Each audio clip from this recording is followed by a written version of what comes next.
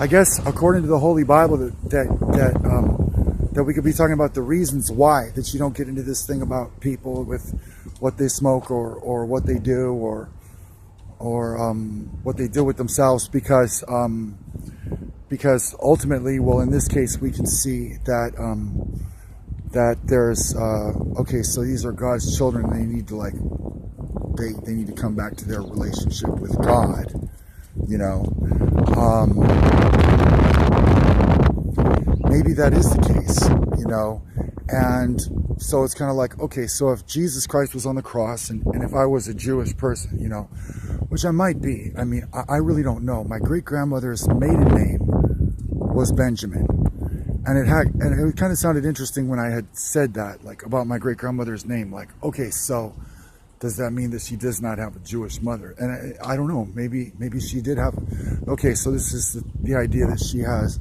My great-grandmother's mother was Jewish, and that her husband changed his name, like, to Benjamin because he married a Jewish woman or something, which is possible.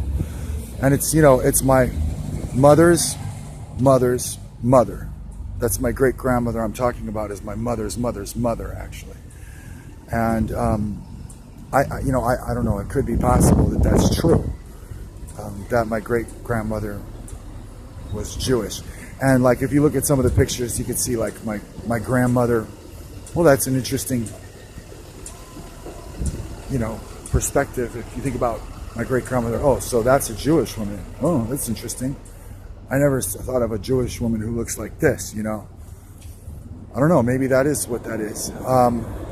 And so if Jesus Christ is on the cross, I mean, I guess you could just talk about Jesus Christ or get into the Word, like John, the follower of Jesus loved, is constantly talking about, that these people need to return to God, you know. These are these people that need to return to God. And like, I guess in this case, what I'm talking about, you know, I mean, I do remember it was after this thing in Ranch Cucamonga, and they were smoking drugs in Ranch Cucamonga.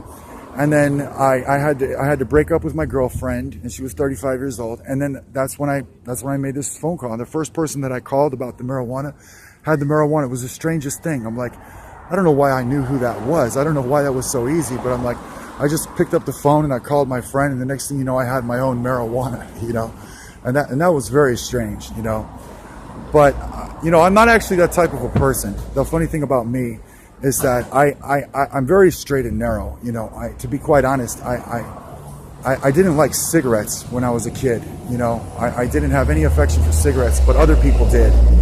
And I have a little sister, and I was chasing around with her. Like, you know, if someone had told me that Tubby, you know, like our friends, our original friends, like, that we had the same clout, you know, as the rest of these new kids, that things are going to balance out with that stuff someday, you know. For instance, like, you're not really the Jesus Christ superstar, you know.